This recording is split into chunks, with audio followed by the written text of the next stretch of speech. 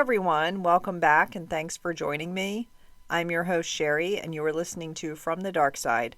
I apologize if I sound a little off today as I'm currently getting over some viral whatever, but this is an important story that I wanted you all to hear. One that I feel needs to be covered by Dateline or some major true crime show because it definitely qualifies for that level of coverage.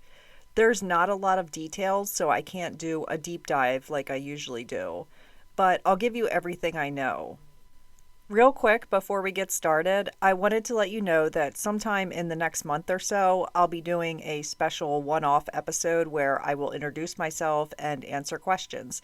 We're almost at 4 years here on the dark side, so I thought it was finally time for me to take one episode and talk about who I am, my background, how I ever got started doing this, and we'll do some case updates and things like that. It'll be interesting because you guys know how much I hate banner, and I know how much you hate banner, which is why you listen to me. I don't banner. So I'm warning you ahead of time. The whole episode will be banner, so be sure to tune in for that. Sometimes I hear from the families of victims. They will usually thank me for speaking about their loved one, or sometimes they'll correct me on a small detail. I've had a lot ask me to cover a case. The most popular requests I'm asked to cover are like John Benet Ramsey and Casey Anthony. There's hundreds of podcasts talking about those kind of cases. I usually just refer them to listen to ones that I know covered them really well. Occasionally I'll do a popular one. But I've never actually had anyone reach out and ask me to cover a case that was someone they know personally. In this case, their mother. I was contacted by a woman who is a listener, and she said a lot, but in a nutshell, she said, "Look, my friend's mother was murdered, and the lack of coverage is appalling. Can you help?" That's an amazing friend who truly cares, by the way. I did look around some, and I knew right away I wanted to help this family. I was then contacted by a woman who is the daughter of the victim in our story, and I was blown away by everything she told me. All this family wants is justice for their mom. It's what they deserve, and it's what their mom deserves. They need answers. I cannot thank her enough for all of her help with getting me as much info as she could. Today we're talking about a woman who was just 44 years old. She had 3 children, ages 23, 21, and 11, that she adored, and by all accounts was a caring, genuine person. But someone decided they wanted to put an end to this woman's life, and it's truly baffling that this happened and we are left with so many questions this many years later. My sources are in the description area. This is episode 112, the case of Cheryl Williams Frady. This story took place in 2008. Let's go back to that year for a moment. Barack Obama was elected as the 44th president of the U.S. The U.S. economy faced the worst financial crisis since the Great Depression. The recession was a really awful time for many folks here in the U.S. Angelina Jolie and Brad Pitt welcomed twins. Jay-Z and Beyonce tied the knot. Gas prices were so high in 2008 that dealerships found themselves overstocked with trucks and SUVs. Everyone was opting for small cars at the time. And lastly, the Atkins diet was all everyone was talking about. People were putting bacon on everything they could find. It was like the worst diet ever, and people loved it. There's a quote by Andy Bernard that's always stuck with me. He says, "I wish there was a way to know that you're in the good old days before you've actually left them." This applies to Cheryl and her family. Her family had her in her life until one day she wasn't anymore. But this wasn't a death that they were prepared for. This wasn't mom getting ill and preparing for months for her passing. This was a violent crime. Losing a parent is hard enough, but knowing she died the way that she did makes it much worse. Her mother and children are co-victims of the murder. You've got the grief and sadness of losing your parent, coupled with anger and confusion and the need for justice. They have to worry for months or years if they will be victims as well. Why was she targeted? Cheryl Williams Frady was born on Christmas Day, 1963. She is from the great state of Georgia. Her mother, Barbara, raised her as a single mom, and the two remained close throughout Cheryl's life. When Cheryl was 19, she married a man named Jerry, and they would have 2 daughters. Jessica arrived in 1984 and Emily arrived in 1987. This marriage lasted around 10 years, and Jerry and Cheryl divorced in 1993. Cheryl married again in 1995 to a man named Wayne. This was a big step for Cheryl. She had two young daughters who were around 8 and 11, and she's bringing a new man into their lives. But the two were in love, everything was good, and together they welcomed a son named Sterling in 1996. They were together for almost 13 years and divorced soon before her passing. A little more background on Cheryl. I say this sometimes about victims I talk about, and I truly mean it. Cheryl seems like the type that could be my friend. She seemed like the type that could be anyone's friend, really. She had a diverse employment history. She worked various jobs and positions throughout her life. Cheryl was a people person. She loved to chat and make friends, and she was easy to connect with. Was she perfect? No. But she was warm and welcoming and charming. Her family even recalls a time when Cheryl had witnessed an accident and approached the woman who was involved. She gave her scarf and coat she was wearing and waited with her for emergency services to arrive. Cheryl is one of those people that you want in your circle. She has your back all the time. At the time of the story in 2008, Cheryl is 44 years old. Her daughter Jessica is 23, Emily is 21, and Sterling is just 11 years old. She also has a 1-year-old grandson. Cheryl was also very close to her mother, Barbara, and her aunt. So, Cheryl, having been recently divorced, was living with her mom and stepdad. It's a common scenario for adult children to return to their parents' home after going through a divorce. It happens. Sometimes they need a place to live and financial support. Other times the parents need help with bills, so their adult child moves in to help them out. Whatever the case was, Cheryl was a part of their household. She had the basement area to herself, which was her area and her area only. It's like a whole separate apartment.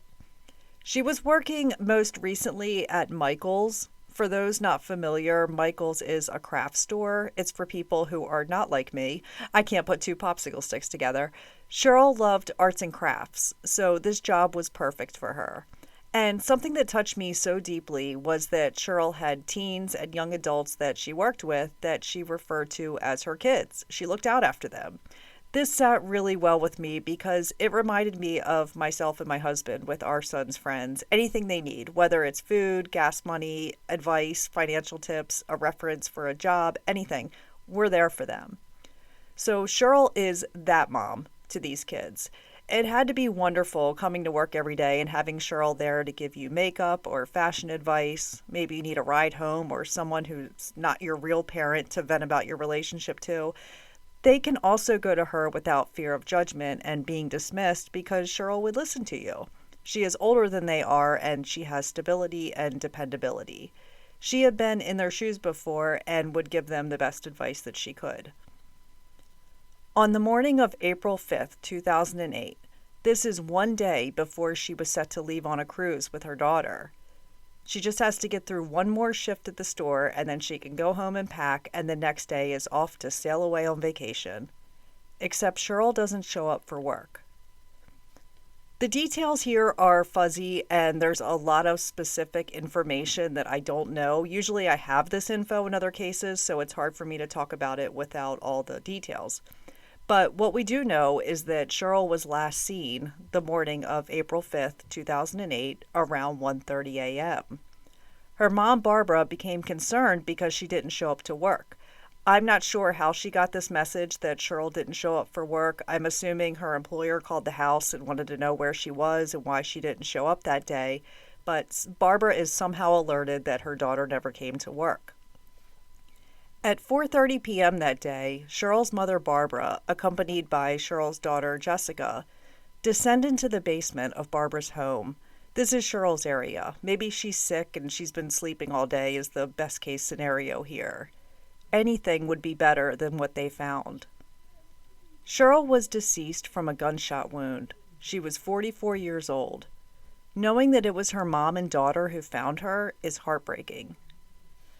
I wish I had a copy of that police report and autopsy report so I could get the answers I and so many others need, but I'm not having any luck in getting them. There's things in the report that people would like to know, like are there any reports of someone hearing a gunshot? She likely wasn't killed somewhere else and then drug into the home and down the basement steps. My first thought is, was this a suicide? I quickly learned no, it was not. Cheryl was shot in the back of the head. Investigators determined she was asleep when she was killed. Someone came into her home, shot her in the back of the head while she slept, and then they rolled out. This was deemed a homicide. The Georgia Bureau of Investigation is involved. If there was even a slight possibility it was a suicide, they would not touch this case. There's too many unsolved homicides for them to have to spend any time on suicides. I know what you're all thinking. Cheryl was recently divorced. Of course, they want to talk to her new ex-husband. However, he was ruled out. There's another ex-husband, the father of Cheryl's 2 daughters, but he was out of town at the time. The only info we have is that she died from a gunshot wound. We don't know the model of gun that was used. Part of me wants the police to release this information, but I also know that they need to preserve their, air quotes, investigation. I get that. Look at the Delphi murders. They couldn't even release the manner in which Abby and Libby died because they felt it could bring out false confessions. But they had video and audio of the suspect that was released. In Cheryl's case, we don't have anything. It's been 16 years with no public info. You know when people watch football and yell out that that was a bad call from the ref or whatever? This is my time to do that. I don't watch football, so I get to yell when police and media fumble an investigation and coverage. I give credit to the police and media when they do a good job with doing their part to solve the case. Look at the murder of Angela Spence Shaw. They did a wonderful job solving her case. But I will also give the police shit when they don't. I feel like the police could release little bits of info to the public. If 16 years have gone by, they need to do something. Maybe there was a car in the area a neighbor saw. Maybe they released what type of gun was used in the crime to determine the ballistics.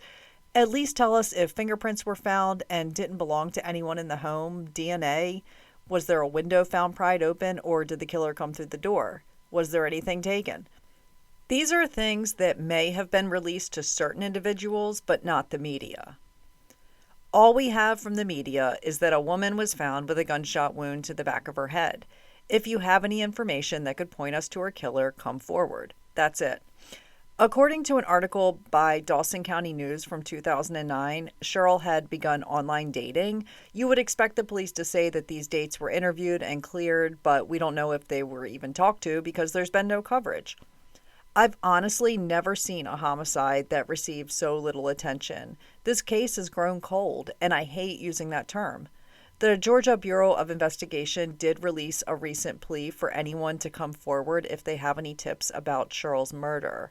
They did it on the 16th anniversary of her passing.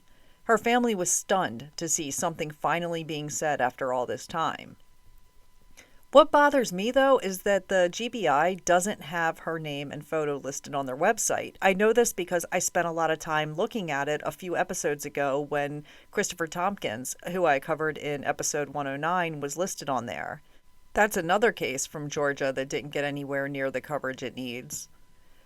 A member from Cheryl's family has a meeting with the special agent in charge at the GBI next month, and hopefully there will be some good info that comes out of that. So to backtrack, we've got a 44-year-old woman shot and killed in her home, no suspects, no persons of interest, and no clues. Cheryl's sister, Tanya, also died at the age of 44. This is truly the worst thing Mom Barbara can go through. Imagine losing 2 daughters, both at the age of 44. According to a report by Julia Hansen for the Dawson County News, Cheryl's daughter Emily said, quote, "She was always an advocate for taking up for people. She'd make people feel good and make them know they matter." All it would take is one person. Maybe someone remembers a coworker being suspicious at the time and acting shady for the next few days. Maybe someone saw a car fleeing the area that night. I know it was 2008, but there have to have been some street camera footage or footage from a business nearby. The GBI, in their sudden renewed effort to bring closure to this case, has set up a tip line, and I'll link it in my sources. Everything Cheryl did was for those 3 kids. They were her whole world. They've gone 16 years with no answers. This family isn't asking for much. They just want to know who killed their mom so the person can be detained, tried for their actions, and then put away. You don't get to take someone's life and then get to comfortably live the rest of your life without being held accountable. But that's exactly what's happening here, unless something is done. There was a murder in this same area in January of 2008, just 3 months before Cheryl's death. A 24-year-old woman by the name of Meredith Emerson was last seen hiking less than an hour from Cheryl's house. Her friends reported her missing, and her killer was found right away. His name is Gary Michael Hilton. In fact, when they found him, he was cleaning out his van, but hadn't removed all of the blood evidence yet. He kept her alive for a few days before killing her. He was tried and convicted of her murder. Gary ended up getting the death penalty off the table because he led investigators to Meredith's body. Georgia doesn't screw around when it comes to sentencing. They are a death penalty state, and their last execution was just March 2020. Gary Michael Hilton was also linked to the murders of 3 other people in Florida and in North Carolina. He's also believed to have a connection to the death of Judy Smith. If you remember, we talked about Judy Smith's case in episode 19. We know that Meredith's killer was not Cheryl's killer because he was imprisoned during the time of Cheryl's murder. Cheryl's family has never given up hope that someone will finally be held accountable. She hasn't been present for a large chunk of their lives. It's not fair to them or to Cheryl that she's missed birthdays, holidays, weddings, graduations. She has multiple grandchildren now that she never got the chance to meet. I struggle with why anyone would kill this woman. What did they gain from it? It seems like a senseless crime or a case of mistaken identity. I truly feel like this is one of those cases where Dateline or 48 Hours could run a 1-hour program on and maybe get some answers. They have a team of experts like medical examiners, retired detectives, blood splatter analysts, ballistics experts on their payroll that could help provide info, and it would also bring more attention to it. Another thing that may be helpful is a private investigator if the family hasn't already went that route. One thing is for certain, and that's that this family needs closure. How can they go the rest of their lives not knowing? A big, huge thank you to Jessica, Cheryl's daughter, for all of the info she supplied me with, and to her amazing friend for requesting this case to be covered. I also want to thank the Georgia Bureau of Investigations for finally getting around to posting about this case, which alerted the media and got people talking. Cheryl is buried in the Coal Mountain Cemetery in Cumming, Georgia. She would be 60 years old today in 2024. Cheryl, you have a whole army of folks down here on earth fighting for justice for you. You are not forgotten. You are missed and you are loved by so many people, and you touched a lot of lives. Rest in peace to Cheryl Williams Frady. That's it for this week, and I'll see you all again soon. Take care, and much love to you all. Intro music is Feral Angel Waltz, which is composed by Kevin MacLeod, licensed under Creative Commons. All his music can be found on his website, incompetech.com.